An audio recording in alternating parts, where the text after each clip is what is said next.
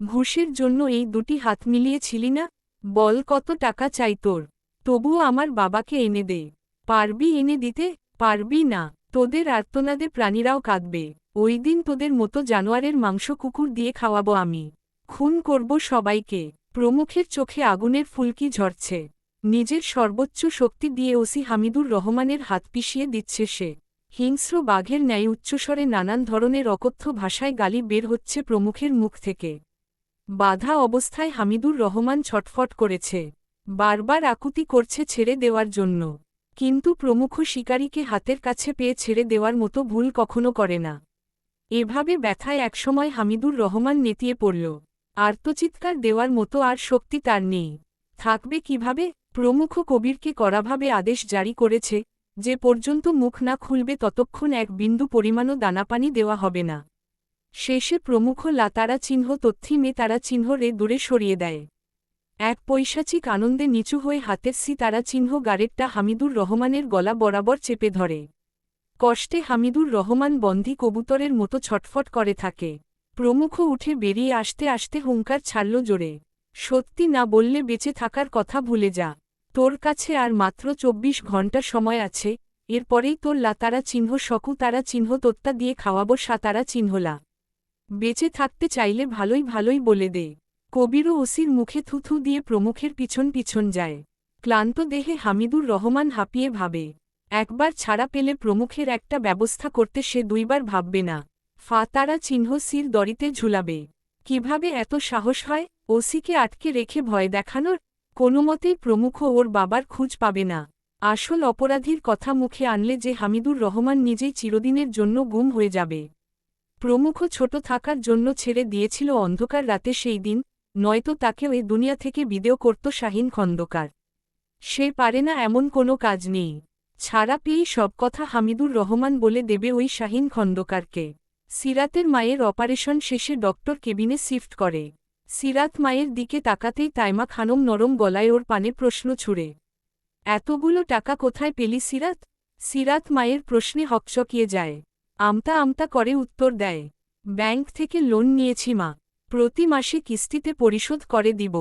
তাইমা বেগম দীর্ঘশ্বাস ফেলে চোখ বন্ধ করতেই সিরাতের ঠোঁটের নিচে দাগ চোখে পড়ে যায়। কোনো কিছু না ভেবেই জিজ্ঞেস করে, তোর মুখে এমন দাগ হয়েছে কি করে? সিরাত তড়িঘড়ি করে মাথার ওড়না ঠিক করে। স্মিত হেসে একটা মিথ্যা কথা বলল সে। আর বলো না মা, কাল রাতে তাড়াহুড়ো করে দৌড়াদৌড়ি করার সময় কিসের সাথে যে লেগে গেল বুঝতেই পারিনি। এসব তুমি ভেবো না, ঘুমাও তুমি। আমি তোকে অনেক কষ্ট দিচ্ছি তাই না? তারা চিহ্ন রে গেলেই হয়তো ভালো হতো। চুপ করো তো, তোমার কিছু হলে আমার কি হবে? আমাকে একা রেখে এভাবে পালা তারা চিহ্নতে চাও তুমি? সিরাত হেঁচকি তুলে কেঁদে ওঠে। এতদিনের যত কষ্ট মনের ভেতর পুষে রেখেছিল সব যেন দলাপাকিয়ে বের হয়ে আসছে মায়ের ছোঁয়া পেয়ে।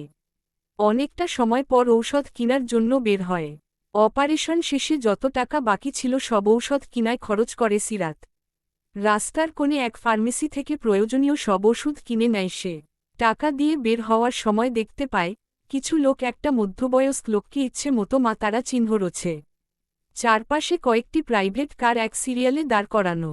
একটি মানুষও সাহসে এগিয়ে আসছে না লোকটির দিকে। সবাই দাঁড়িয়ে চুপচাপ কারখানা দেখছে। হাত জোর করে লোকটা কত আকুতি মিনতি করছে তবুও একটুখানিও মায়া দয়া হচ্ছে না তাদের। এমন কাণ্ড দেখে সিরাতের পা দুটি সেখানেই থমকে যায়। এরূপ ভয়ানকভাবে কাউকে তারা চিহ্ন রতে কখনো দেখেনি সে। যারা রোছে সবার শক্তপোক্ত গায়ে একই রকম কালো শার্ট প্যান্ট পরা। সবার চেহারায় হিংস্রতার ছাপ স্পষ্ট। তাদের একটা তারা চিহ্ন খেলেই সিরাতের প্রাণ উড়ে যাবে। ভয়ে মুখ চেপে ধরে সিরাত। ছোটবেলা থেকেই রক্ত দেখলেই ওর হাত পা কাঁপে। মনে মনে ভাবে, কেউ বাঁচায় না কেন? এভাবে রলে যে একটু পরেই রে যাবে। সিরাত পাশ ফিরতেই একটি মেয়েকে জিজ্ঞেস করে, আপু কেউ লোকটাকে বাঁচাতে যাচ্ছে না কেন? কি করেছে সে? এভাবে ওই লোকগুলো মারছে কেন? মেয়েটা হাতের ফোন ব্যাগে গুজে উত্তর দেয়, কার এত সাহস আছে তাদের আটকানোর? জীবনের মায়া তোমার যেমন আছে তেমনই সবারই আছে। ওসব নিয়ে ঘাটাঘাটি না করে নিজের কাজ করো। সিরাত ভ্রু কিঞ্চিত করে ভাবুক হয়ে বলে, কেন আপু, তারা কে? কথা শেষেই একটি গাড়ি ঝড়ের গতিতে রাস্তার মাঝখানে ব্রেক কষে। বাতাসের ঝটকায় সিরাত চোখ খিচে বন্ধ করে নেয়। ওই দিন তাকিয়েই মেয়েটি ভীষণ আগ্রহ নিয়ে উত্তর দেয়, এই গাড়িটা দেখছ, জানো এটাকে? ইশতিরাজ চৌধুরী প্রমুখ। যেমন নাম ঠিক তেমনই গুড লুকিং। যে দেখবে মনে মনে সেই ভাববে, ইস, একবার যদি কাছে গিয়ে ছুঁয়ে দিতে পারতাম। আর জানো মেয়ে, এই শহরে তাকে আটকানোর মতো দ্বিতীয় কেউ নেই, নামকরা মাফিয়া সে। আজ নাকি এই লোকটা তার দোকান খালি করছে না। শুনলাম প্রমুখ কালকে বলেছে যত টাকা লাগে দিবে, তবুও দোকান ছাড়ো, এখানে নতুন ফ্ল্যাট করবে সে। তবুও লোকটা তার কথায় সম্পূর্ণ নাকচ করে দেয়, যার ফলে আজ এই অবস্থা। উদ্ধৃতি চিহ্ন। মেয়েটির কথায় আস্তে করে চোখ খুলতেই দেখতে পায় দুঠোঁট চেপে তারা চিহ্ন গারেট নিয়ে লাইটার দিয়ে আগু তারা চিহ্ন ন ধরায়। ব্ল্যাক শার্টের মাঝে হোয়াইট প্যান্ট পরা, ধবধবে ফর্সা গায়ে কালো রং যেন নজর কাড়া। মাথার চুল সুন্দর করে পেছনে জেল দিয়ে সেট করে রেখেছে, চোখে সানগ্লাস, শক্তপোক্ত দেহে হাতের রগ স্পষ্ট ফুটে আছে। শার্টের প্রথম দুটি বোতাম খোলা অবস্থা থাকায় গলার কিছু অংশ বৃদ্ধমান। চারপাশের মেয়েরা তার দিকে এক দৃষ্টিতে তাকিয়ে আছে, দেখেই যে কেউ বলবে তারা চোখ দিয়েই গিলে খাচ্ছে তাকে। প্রমুখ ধীর গতিতে গারেট ফুঁকে কারো উদ্দেশ্যে বলে, যতক্ষণ দোকান খালি না করবে মাতারা চিহ্ন রতেই থাকবি, কোনো ছাড়াছাড়ি নাই। আমার অফার নির্দ্বিধায় মেনে নিলে এই অবস্থা হতো না। ভালো কথার দাম নেই রে, কোনো দাম নেই। সিরাত প্রমুখকে দেখেই রাগে শিরশির করে সারা শরীর কাঁপে। একরাশ ঘৃণা ছুঁড়ে থুথু দেয় তার দিকে, রুক্ষ মেজাজে বলে, কোথায় গেলে এই লোকটার থেকে পালাতে পারব? যতবারই শরীরের চিহ্নগুলো চোখে পড়ে মতারা চিহ্নরে যেতে ইচ্ছে হয়। শুধুমাত্র মায়ের জন্য এভাবে রেও বেঁচে থাকতে হবে সারা জীবন। পাপের শাস্তি তো এটাই। উদ্ধৃতি চিহ্ন। মাথার সব চুল ছিঁড়তে ইচ্ছে করছে সিরাতের। মনে মনে হাজারবার চেয়েছিল কোনোদিন যাতে এই লোকটার সাথে দেখা না হয়। তবুও সামনে চলে আসলো, উল্টো ঘুরে বড় বড় পা ফেলে হাসপাতালের উদ্দেশ্যে পা বাড়ায় সে। আর এক মুহূর্তে এখানে থাকা যাবে না। প্রমুখকে দেখে লোকটা ভয়ে জোরে চিৎকার করে বলে, আমাকে ছেড়ে দাও বাবা, তুমি যা বলবে তাই হবে। আমার পরিবারকে এভাবে নিঃস্ব করে দিও না বাবা। প্রমুখ ঠোঁট বাঁকিয়ে হেসে সবাইকে থামতে বলে, এরপর ধীর পায়ে লোকটার দিকে এগিয়ে এসে টেনে তুলে সামনে দাঁড় করাই। ময়লা শার্ট হাত দিয়ে ঝেড়ে দিতে দিতে বলে, আমিও তো এভাবে কষ্ট দিতে চাইনি আঙ্কেল, শুধু শুধু আমার মাথা গরম করে দিলেন। কালকে রাজি হয়ে গেলে এসবের কিছুই হতো না। উদ্ধৃতি চিহ্ন। কবিরকে দলিল আনতে বলে লোকটাকে বুঝায়, তার দিকে কাগজ বাড়িয়ে দিলে অঝরে কেঁদে কাপা হাতে সাইন করে দেয় সে। প্রমুখ এক গাল হেসে কবিরের দিকে কাগজ ছুঁড়ে তারা চিহ্নরে সকল টাকা বুঝিয়ে দেয় লোকটাকে। এরপর চোখে সানগ্লাস পরে দুহাতে চুলগুলো আলগোছে পেছনে নিয়েই গাড়িতে চেপে বসে। সেকেন্ডেই বাতাসের গতিতে চোখের আড়াল হয়ে যায় প্রমুখের গাড়িটি।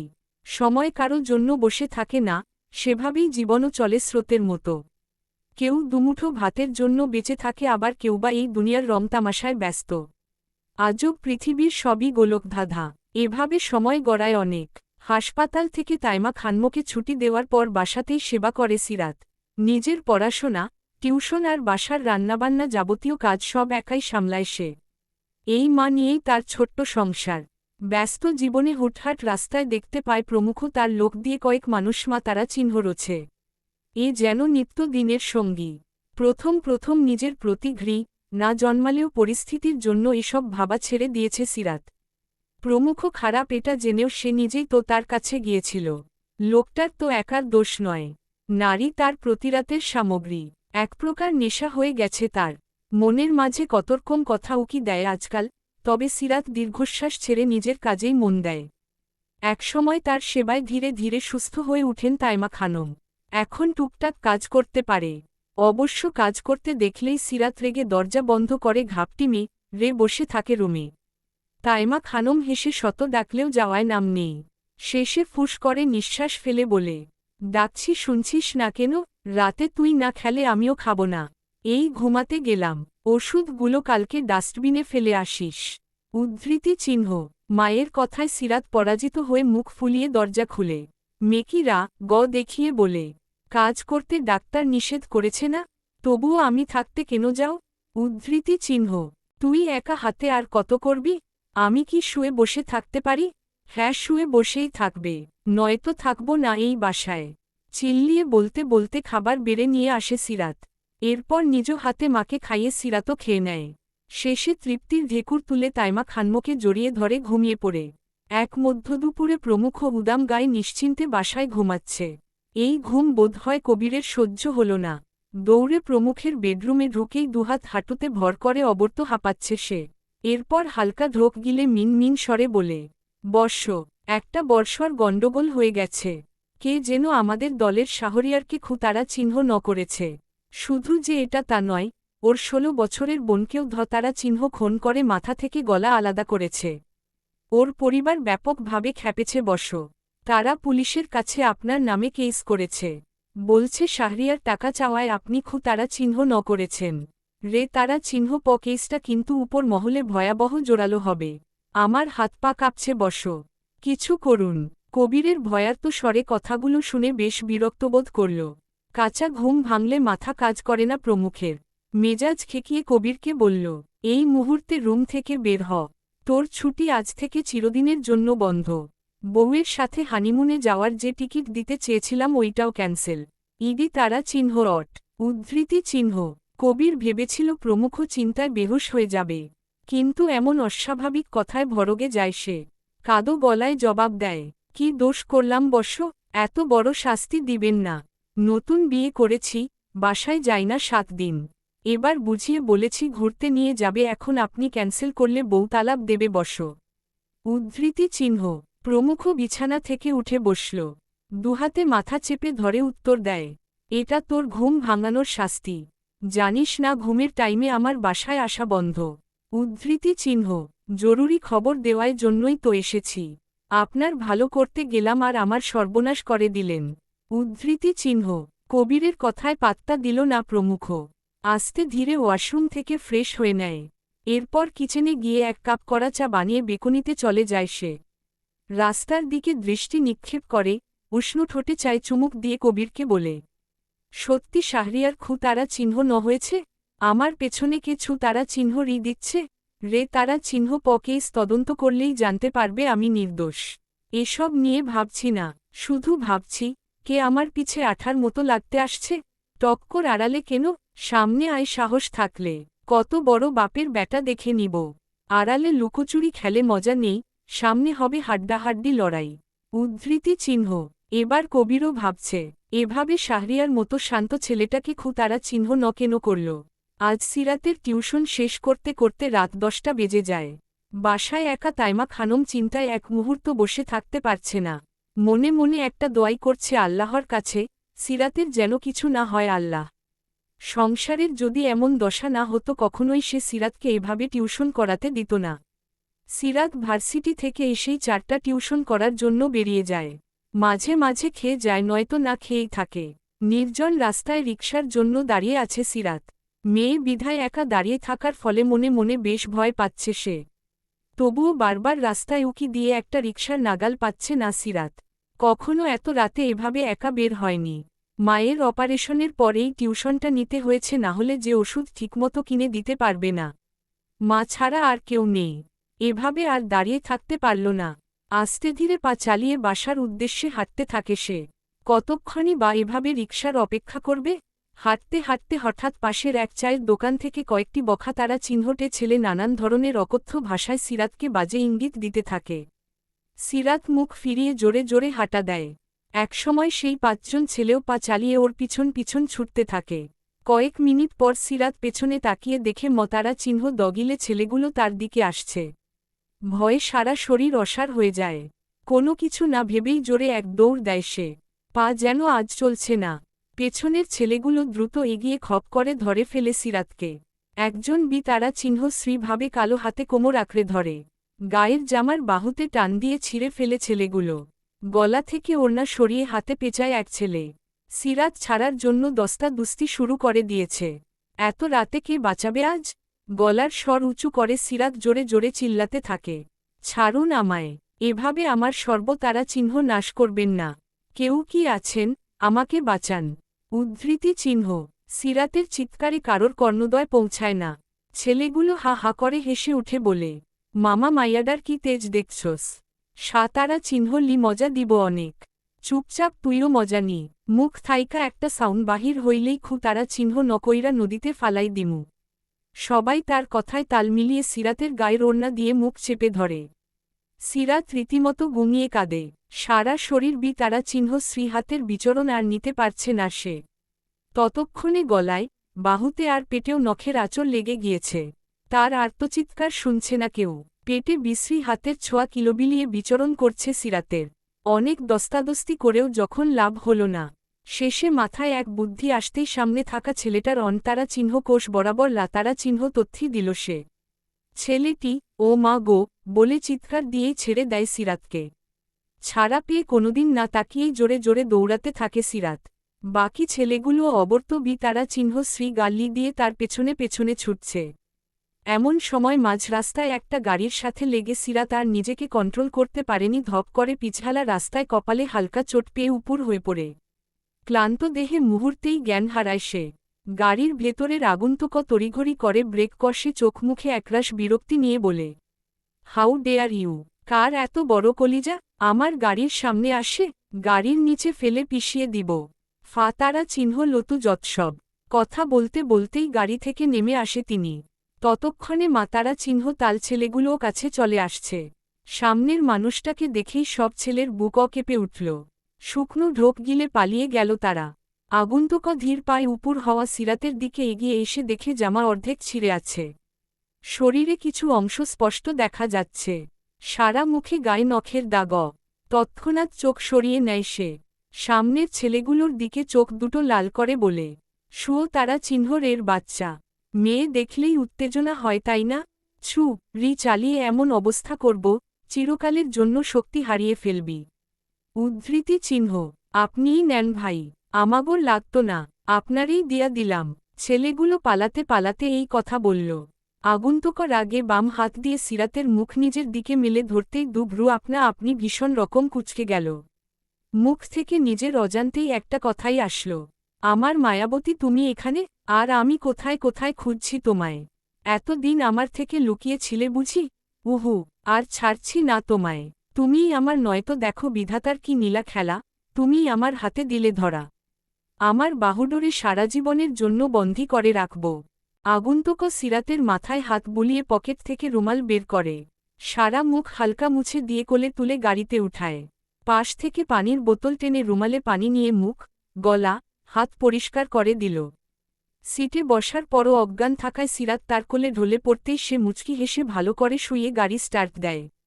সকালে হালকা ঘুম ভাঙতেই সিরাত মাথা ব্যথায় চোখ খিচে দেয়।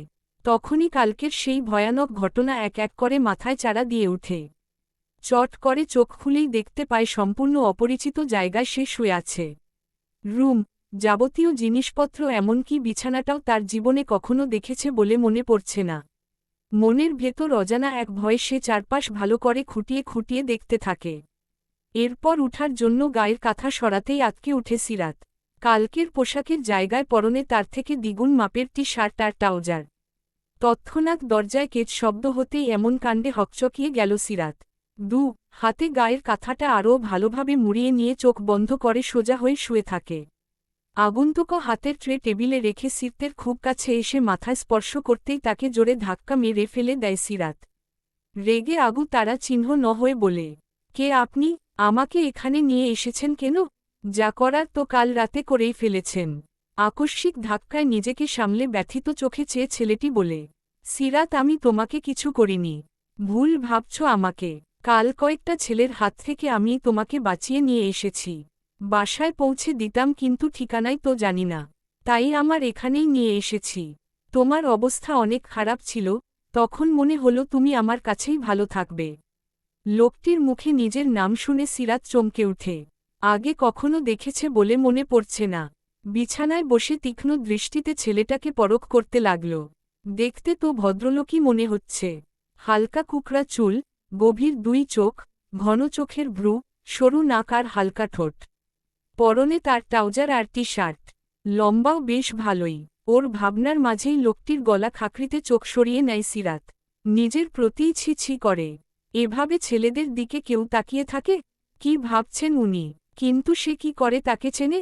কপাল কুঁচকে বলল, আপনি আমাকে কিভাবে চিনেন? ছেলেটি মুচকি হেসে বলে, এত তাড়াতাড়ি ভুলে গেলে? আচ্ছা শুনো তবে, 1 বছর আগে তোমার কলেজের সামনে প্রতিদিন যে দাঁড়িয়ে থাকতাম।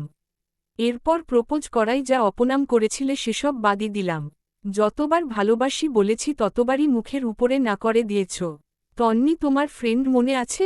সিরাত মনে করার চেষ্টা করে বলে, হ্যাঁ আমরা একসাথে কলেজে পড়তাম।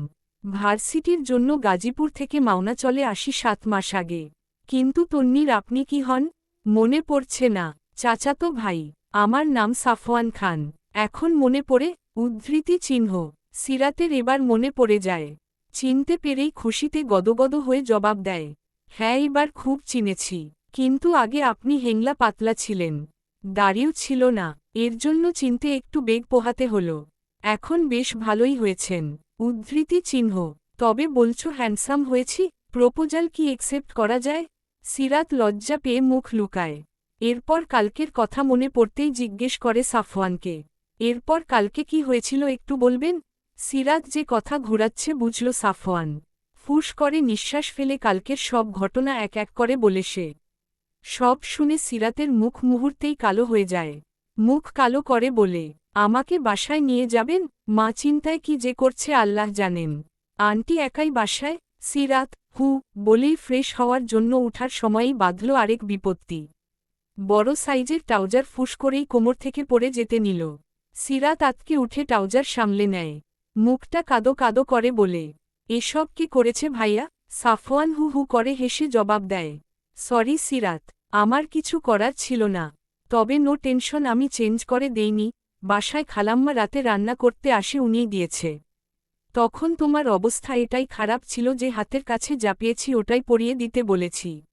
জানো তোমার মুখের দিকে আমি তাকাতে পারিনি কতটা যে কষ্ট হচ্ছিল। ওই জানো, আর গুলোকে পেলে পুঁতে ফেলব। তোমার পবিত্র গায়ে বাজে হাত স্পর্শ করার ইচ্ছে সারা জীবনের জন্য ঘুচিয়ে দিতাম। সিরাত দু হাতে মুখ ঢেকে কেঁদে ওঠে। সাফওয়ান আলতো হাতে চোখের পানি মুছিয়ে আশ্বাস দেয়। এরপর ট্রাউজারটা কোমর চেপে পা টিপে টিপে ওয়াশরুম থেকে ফ্রেশ হয়ে আসে। সিরাতকে নাস্তা করতে বলেই কোথায় যেন চলে যায় সাফওয়ান। এদিকে একটি কলা ব্রেড খেয়েই চুপচাপ বাসার চারপাশ চোখ বুলায়। কয়েক মিনিট পর সাফওয়ান একটা শপিং ব্যাগ সিরাতের দিকে বাড়িয়ে বলে, নাও এটা পরে আসো। আপাতত তোমার জামার মাপ জানি না আমি, তাই শাড়ি এনেছি, একটু কষ্ট করে মানিয়ে নাও। এরপর চলো তোমাকে আন্টির কাছে দিয়ে আসি। আন্টির হাতে 1 কাপ চাও খাওয়া যাবে? হ্যাঁ অবশ্যই। আপনি দাঁড়ান, আমি এই যাব আর এই আসব। সিরাত হন হন করে রুমে যেতেই সাফওয়ান মৃদু হেসে বলে, সাবধানে পড়ে যাবে তো, আস্তে ধীরেই চেঞ্জ করে নাও। উদ্ধৃতি চিহ্ন। কথা শেষেই সোফায় আরাম করে বসে তৃপ্তির হাসি হেসে বিড়বিড় করে, আমার মায়াবতী, এ যেন আস্ত এক মায় ভরা।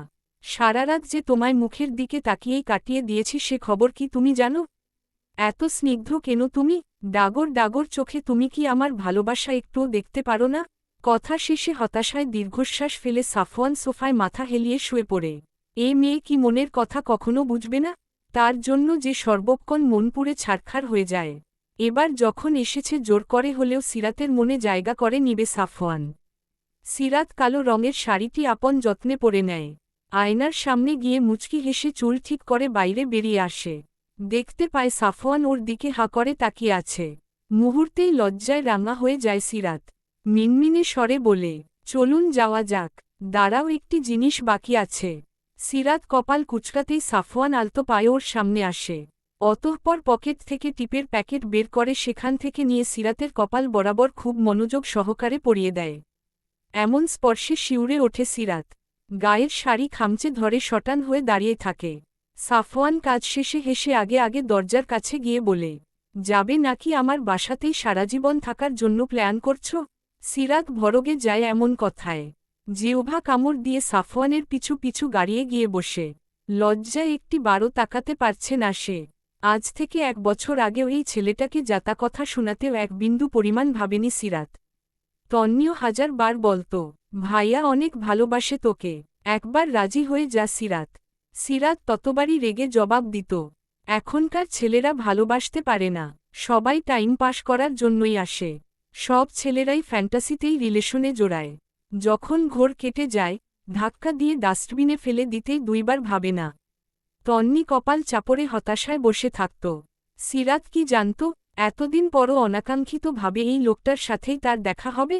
কাল সঠিক সময় না আসলে কি হতো তার?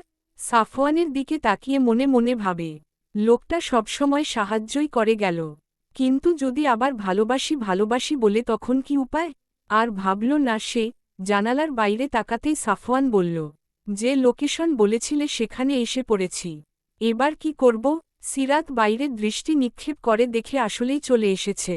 সাফওয়ানকে এখানে গাড়ি পার্ক করে রাখতে বলে। এরপর সিরাত নেমে গাড়ির গ্লাস দিয়ে মাথা ভিতরে দিয়ে বলে, নামুন ভাইয়া। উদ্ধৃতি চিহ্ন। আজ নয়, অন্যদিন। আমার জরুরি একটা কাজ আছে। বাসার সামনে এসেও ভেতরে যাবেন না? আম্মু জানলে আমাকে বকবে। আসব শীঘ্রই, এখন তাড়াতাড়ি যাও। আন্টি চিন্তা করছে। মলিন মুখে সাফওয়ানকে বিদায় দিয়ে বাসার গেইটের ভেতর চলে যায় সিরাত। সিঁড়ি বেয়ে দোতলায় উঠে কলিং বেল চাপতেই তাইমা খানম দরজা খুলে দেয়। সিরাতকে দেখতেই শক্ত করে জড়িয়ে ধরে কেঁদে উঠে উনি। গলা ভাঙা কণ্ঠে বলে, কোথায় ছিলি তুই? ফোনে কত কল করেছি জানিস? ভেবেছিলাম সর্বনাশ হয়ে গিয়েছে। তোর কোনো টিউশন করতে হবে না। আজ থেকে আমার চোখের সামনেই থাকবি। আমার জন্য এত কেন কষ্ট করবি তুই? তৎক্ষণাৎ সিরাতের মনে পড়ে যায় ব্যাগ তো কাল রাতে দৌড়ানোর সময় রাস্তাতেই ফেলে এসেছে। মুচকি হেসে সিরাতও জড়িয়ে ধরে মাথায় হাত বুলিয়ে বলে, চলো রুমে সব বলছি তোমায়। উদ্ধৃতি চিহ্ন। আঁচল দিয়ে সিরাত মায়ের মুখ মুছিয়ে বিছানায় বসায়। মায়ের সামনে বসে কালকের রাতের ঘটনা এক এক করে খুলে বলে। কান্না চেপে নরম গলায় বলে, এবারের মতো বেঁচে গিয়েছি মা। ভেবেছিলাম ওই যা তারা চিহ্ন নোয়ারগুলো আমাকে খুব লেখাবে। ভাইয়া না আসলে কি হতো মা? তাইমা খানম মনে মনে নিজেকে শতবার দোষ দিলেন। তারা চিহ্ন রে গেলেই মেয়েটা কত কষ্ট করত না। মুহূর্তেই সাফওয়ানের প্রশংসা শুনে ইনিয়ে বিনিয়ে বলল, সিরাত, সাফওয়ান ছেলেটা খারাপ না। বাসায় নিয়ে আসলেই পারতি। বার বলেছি মা, কাজ পোড়ায় আসলই না, পরে আসবে বলেছে। তুই বললি অনেক ভালোবাসে, আবার কাল রাতে একা বাসায় তোকে স্পর্শ করেনি পর্যন্ত। উদ্ধৃতি চিহ্ন। কথা শেষে সিরাতের হাত দুটি নিজের মুঠোয় নিয়ে বলে, দেখ মা, আমার বয়স হয়েছে। আজ আছি তো কাল নেই। ছেলেটাকে আমি দেখি, যদি ভালো হয় বিয়ের কথা বলে ফেলব। খবরদার না করতে পারবি না। সিরাত অবাক হয়ে যায় মায়ের এমন কথায়। লোকটা সাহায্য করেছে বলে বিয়ে করতে চাইবে? না, এটা হয় না। সিরাত কিছু বলার জন্য মুখ খুলতেই তাইমা খানম চোখ গরম করে বলে, আমি কোনো না শুনব না। যা বলবো তাই করতে হবে। এভাবে কতদিন চলবে? আজ হোক কাল হোক বিয়ে তো দিতেই হবে। যজ্ঞ পাত্রের কাছে বিয়ে দিয়ে আমি মতারা চিহ্ন রলেও শান্তি পাব। মা, এমনটা হয় না। একদিনেই এসব বলো না প্লিজ। চুপচাপ ফ্রেশ হয়ে নে, বাজারে যেতে হবে। সিরাত ফুসকটে নিঃশ্বাস ফেলে হাতে মাথা চেপে ধরে। তার মা যা ভাবে তাই করে ছাড়ে। লোকটা কি ভাববে কে জানে। সিরাত পরনের শাড়ি চেঞ্জ করে 3 পিস পরে নেয়। হাতে গুনা কয়েক টাকা আছে, এসব দিয়েই বাজার করে দুপুরের রান্না সারতে হবে। তাই দেরি না করে বাজারের ব্যাগ নিয়েই তাইমা খানমকে বলে যায়। কাঁচা বাজার গভীরভাবে দেখে সবজি কিনে নেয় সিরাত। এরপর মাছ কিনতে গিয়েই এক প্রকার বতারা চিহ্ন চলে আসে তার। মাছের পানিতে পুরোটা কাদা হয়ে আছে। আলতো পায়ে সব মাছ এক এক করে দেখে তেলাপিয়া আর ছোট মাছ কিনে নিল। বাজারের ব্যাগ শক্ত করে ধরেই এক মুহূর্তও সেখানে দাঁড়িয়ে থাকতে পারল না। সিরাত রাস্তায় রিকশার জন্য দাঁড়িয়ে ভাবছে হেঁটে হেঁটেই বাসায় যাবে, কিন্তু ব্যাগটা ভারী হওয়ায় সাহসে কুলায় না তার। রিকশার জন্য উকি ঝুঁকি দিতেই ওপাশে একটি বাচ্চা কুকুর এলোমেলো হয়ে হাঁটছে। সামনেই চলন্ত গাড়িটি কুকুরের খুব নিকটে আসতেই হাতের ব্যাগ রেখে দৌড়ে যায় সিরাত। হুড়মুড় করে কুকুরটিকে কোলে নিয়ে সাইডে দাঁড়ায় সে। আকস্মিক ঘটনায় গাড়ির মালিক এত জোরে ব্রেক কষে প্রমুখ কন্ট্রোল করতে না পেরে সামনের সিটের সাথে মাথায় বাড়ি খায়। অতক্ষণ পিছনে প্রমুখ সিটে হেলান দিয়ে গান শুনছিল, চোখ দুটো বন্ধ করে। চট করে তার রাগ তরতর করে বেড়ে যায়। ড্রাইভার শাহজাহান ভয়ে কাচুমাচু করছে। সে কটমট করে বলে, তারা চিহ্ন রার শখ জেগেছে? বারবার বলেছি গাড়ি মনোযোগ দিয়ে চালাবে, তবুও মন কোথায় থাকে তোর? শাহজাহান ঢোক গিলে মিলিয়ে যাওয়া কণ্ঠে উত্তর দেয়, স্যার, গাড়ির সামনে একটা মেয়ে চলে আসছিল। ওইয়ে দেখেন বাইরে দাঁড়াইয়া তোত্তাডারে কোলে নিয়া রইছে। আমি কি জানতাম মাইয়াডার সামনে আইব? প্রমুখ 2 হাত শক্ত করে মুঠোয় নেয়। জোরে গাড়ির দরজা খুলতেই দেখে একটি মেয়ে রকে কোলে তুলে আদর করছে। 2 পা এগিয়ে দাঁতে দাঁত চেপে বলে, ইডি অট রাস্তায় দেখে শুনে ঠিকমতো চলতে পারো না? চোখ কি আকাশে তুলে হাঁটো? সিরাত চোখ বড় বড় সামনে তাকাতেই দেখে প্রমুখ শক্ত মুখে দাঁড়িয়ে আছে। মুহূর্তেই গে রিক্ত স্বরে বলে, আপনার চোখ অন্ধ? গাড়ি আছে বলেই কি রাস্তা কিনে নিয়েছেন? নিজেকে কি ভাবেন? হ্যাঁ, একটি অবলা প্রাণীকে পিষিয়ে দিচ্ছিলেন একটু আগে। মনে কি মায়া দয়া কিছুই নেই? প্রতিদিন মানুষ মা তারা চিহ্ন রাজার শখ, সে কিভাবে মায়া বুঝবে? সিরাতের কথায় রাগে দাউদাউ করছে প্রমুখের মস্তিষ্ক। এইটুকু একটি মেয়ে তাকে কথা শোনাচ্ছে। মেয়েটির দিকে তাকিয়ে ভাবল কেমন চেনা চেনা লাগছে। তখনই দাঁতমুখ শক্ত করে বলে, তুমি জানো আমি কে? উপরে তুলে এক আছাড় মাতারা চিহ্ন রব সারাজীবন মনে রাখবে। আপনাকে আমার থেকে আর কে ভালো করে চেনে? প্রতিদিন মেয়ে নিয়ে শুয়ে থাকেন, রাস্তায় গুন্ডা মি করে ঘুরে বেড়ান। একরাশ ঘৃণা নিয়ে সিরাত কথাগুলো বলে চলে যেতেই হুট করে প্রমুখ ওর গলা টিপে ধরে। হাতের সর্বশক্তি দিয়ে চেপে ধরে বলে, আমাকে কতটা চিনিস তুই? পতি তালয়ে যাই আমি? নাকি তোদের মতো টাকার মেয়েরাই খোদার তাড়নায় আমার কাছে আসিস? টাকার কাঙ্গাল তোরা। এখন আমার সন্দেহ হচ্ছে তুইও কি আমার সাথে রাত কাটিয়েছিস নাকি? গলা চেপে ধরায় সিরাতের নিঃশ্বাস বন্ধ হয়ে যাচ্ছে। প্রমুখের হাত ছাড়ানোর শত চেষ্টা করলেও কোনো ফল পাচ্ছে না সে। বন্দি পাখির মতো ছুটার জন্য ছটফট করছে সিরাত। মিনিট দুয়েক পর চোখ মুখ উল্টে আসতেই প্রমুখ ছেড়ে দেয় সিরাতকে। চোখের সানগ্লাস পরে গাড়িতে উঠতেই চেঁচিয়ে উঠে সিরাত। সবাই চাহিদার জন্যই যায় না, কেউ কেউ উপায় না পেয়ে অসহায় হয়েও যায়। মিস্টার ইশতিরাজ চৌধুরী প্রমুখ। উদ্ধৃতি চিহ্ন। সিরাত রাস্তা পার হয়ে কাঁদতে কাঁদতে ব্যাগ নিয়ে বাসায় চলে যায়। আবার এই মানুষটার সাথে দেখা। রাগের বশে কয়েকটা কথা বলা এভাবে গলা চেপে ধরবে? দুনিয়ার কত মানুষ তারা চিহ্ন রে, এই লোক কেন রে না? হাজার অভিশাপ দিয়ে সিরাত চলে যায়। প্রমুখ অবর্ত রাগে ফুঁসতে, চুনুপুটির মতো মেয়ের এত সাহস? কে এই মেয়ে? আজ পর্যন্ত এমন কোনো মেয়ে প্রমুখের চোখের দিকে তাকাতেই পারেনি, আর পুচকে মেয়ে কথা শুনিয়ে গেল। রেগে গাড়িতে উঠে কবিরকে কল করে। এরপর হুঙ্কার দিয়ে বলে, এই মাত্র একটি মেয়ে এসে আমাকে এক গাদা কথা শুনিয়ে গেল। তুই এক্ষুনি মেয়েটার সব ইনফরমেশন বের কর। আজ রাতের মধ্যেই আমার চাই। এমন অহেতুক কথায় কবির চমকাল। আমতা আমতা করে জবাব দেয়, স্যার আমি কিভাবে জানব কোন মেয়ে ছিল? না দেখলে খুঁজব কিভাবে? উদ্ধৃতি চিহ্ন। দাঁড়া বলছি। মেয়েটি লাল রঙের 3 পিস পরা ছিল। আর হ্যাঁ, মনে পড়েছে, চুল কোমর পর্যন্ত। এবার বের কর। মাওনার প্রতিটি বাসায় খুঁজ লাগা। উদ্ধৃতি চিহ্ন। কবির কপাল চাপড়ে ধপাস করে বিছানায় শুয়ে পড়ে। এভাবে কখনো কেউ ক্লু দিয়েছে নাকি তার মনে পড়ছে না। এক বুক হতাশা নিয়ে ভাবে কি ভুল করেছিল যার জন্য প্রমুখের মতো ছেলের অ্যাসিস্ট্যান্ট হতে হলো। মাঝে মাঝে এমন কাহিনী ঘটায় সইতেও পারা যায় না। টুপ করেই কল কেটে দেয় প্রমুখ। হাতে মুখ চেপে ফুসফুস করতে থাকে। চোখ বন্ধ করতেই একটু আগের মেয়েটির মুখ মনে পড়ে যায়। কিভাবে চোখ রাঙিয়ে কথা বলল। রাগে গলার রগ স্পষ্ট বুঝা যাচ্ছিল ওই মেয়ের। চট করেই চোখ খুলে প্রমুখ। বাসায় পৌঁছেই শুয়ে শুয়ে মেয়েটির কথা ভাবতেই রাগে সারা শরীর জ্বলে ওঠে। ইচ্ছে করছে সামনে বসিয়ে নিজ হাতে শাস্তি দিতে। কেঁদে কেটে সিরাত বাসায় এসে সেই যে দরজা লাগিয়েছে আর খোলার নাম নেই। অনেক ডেকেও তাইমা কোনো উত্তর না পেয়ে নরম পায়ে হালকা পাতলা রান্না শেষ করে। এরপর খাওয়ার জন্য জোরে দরজা ধাক্কালেও যখন উত্তর আসে না তখন তিনি বলেন, কি হয়েছে তোর বলবি তো সিরাত? আয়ে খেয়ে যা। উদ্ধৃতি চিহ্ন। সিরাত চেঁচিয়ে উঠে বলে, পরে খাবো মা, প্লিজ আমাকে একটু একা থাকতে দাও। ভালো লাগছে না।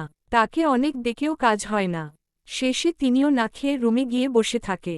মেয়েটার আজকাল কি হয় বুঝা যায় না। এই হেসে খেলে দিব্যি সব করছে, মুহূর্তেই দরজা বন্ধ করে বসে থাকে। বিয়ে দিতে পারলেই চিন্তা একটু কমবে, এসব ভেবেই দীর্ঘশ্বাস ফেলেন তাইমা খানম। সকালে কিচেনে টুংটাং আওয়াজে রান্না করছে প্রমুখ। নিজ হাতে রান্না করে এক ধরনের তৃপ্তি পায় সে। শত শত কাজের লোক থাকা সত্ত্বেও প্রতিদিন নিজেই রান্না করে নেয়। সবজি কাটার সময় তখনই কলিংবেল বেজে ওঠে। হাত ধুয়ে ধীর পায়ে দরজা খুলতেই দেখে কবির অপরাধীর ন্যায় দাঁড়িয়ে আছে। কাল রাতে চিন্তায় এক ফোঁটাও ঘুম হয়নি কবিরের। সকাল হলেই প্রমুখের এক গাদা প্রশ্নের উত্তর দিতে হবে, এসব ভেবেই গলা শুকিয়ে কাঠ কবিরের। এদিকে প্রমুখ যখনই ঘুমানোর চেষ্টা করেছে শুধু মেয়েটির মুখ ভেসে আসছে চোখের মাঝে। শেষে গে সারারাত না ঘুমিয়েই কাটিয়ে দেয়। প্রমুখ কিচেনের দিকে পা বাড়িয়ে বলে, কি খবর কবির? খুঁজ খবর এনেছ? এনেছি বর্ষ। শাহরিয়ারের তারা চিহ্ন নি খুব দ্রুততার সাথে এই কাজ করেছে বর্ষ। কোনো ক্লুই রেখে যায়নি। তার মানে বলছো আমার থেকেও বুদ্ধিমান? সে কখন বলল বর্ষ বোকা? কবির অসহায়ের ন্যায় মেছো বিড়ালের মতো মাথা নিচু করে রাখে। প্রমুখ পেঁয়াজে রি চালিয়ে বলে, মেয়েটার খুঁজ আনতে বলেছিলাম, আর তুমি শাহরিয়ারের খুঁজ দিচ্ছ? ওর মা বাবার সাথে আমার কথা হয়েছে, তাদেরকে আশ্বস্ত করেছি তারা চিহ্ন নিকে কঠিন শাস্তি দেব। বর্ষ, মেয়েটার একটা ছবি আছে? প্রমুখ কটমট করে তাকায় কবিরের দিকে। বলে, ছবি থাকলে তোমাকে বলি, আমার চোখের সামনে থেকে দূর হও, নয়তো এই তারা চিহ্নরই তোমার মুখ বরাবর ঢুকিয়ে দিব। কবির মনে মনে হাজারটা গালি দিয়ে চলে যায়। প্রমুখ কড়াইয়ে মাংসগুলো ঢেলে দিতেই আবার কলিংবেল বেজে ওঠে। সে কবির ভেবে চিৎকার করে বলে, আমার সাথে তারা চিহ্ন জলামি করিস কবির? বাইরে আসলে কিন্তু খুব খারাপ হবে। না হবর তো একটার পর একটা কলিংবেল বেজেই চলেছে। শেষে তারা চিহ্নরি হাতে নিয়েই দরজা খুলে প্রমুখ। হাত থেকে তারা চিহ্নরি লোকটির গলা বরাবর চালিয়ে দিতেই ভয়ে লোকটি কাঁপতে থাকে। অপরিচিত কাউকে দেখে দুভ্রু কিঞ্চিত করে থেমে যায় প্রমুখ। তারা চিহ্নরিটি পেছনে নিয়ে কপাল কুঁচকে বলে, এ বাসায় কেন এসেছেন? কাকে চাই? লোকটি ভয়ে অবর্ত কাঁপছে। হাতের একটি খাম বাড়িয়ে ধরা গলায় জবাব দেয়, স্যার, আপনার নামে একটা চিঠি ছিল, দেওয়ার জন্যই এসেছি। জোর করে হাতে খামটি দিয়েই লোকটি দৌড়ে পালিয়ে যায়। প্রমুখ হাতে থাকা খামের দিকে তীক্ষ্ণ চোখে চেয়ে বলে, ফোনের যুগে চিঠি দেয় কে? কাগজটি ছিঁড়ে ভেতরের খাম বের করতেই দেখতে যায় গুটি গুটি করে লেখা। কেমন আছো প্রমুখ? আশা করি ভালো আছো। যেভাবে আছো সেভাবেই থাকো না। গভীরে কেঁচো খুঁড়তে আসছো কেন? ভালোয় ভালোয় হামিদুর রহমানকে ছেড়ে দাও। এতে তোমারও লাভ, আমারও। শুধু শুধু তারা চিহ্নর আর রাস্তা নিজে নিজে ডেকে এনো না। কালকেই যেন শুনি হামিদুর রহমানকে ছেড়েছ, নয়তো ভালো হবে না বলে দিচ্ছি। আমি পানির মতোই সহজ, আবার ততটাই কঠিন।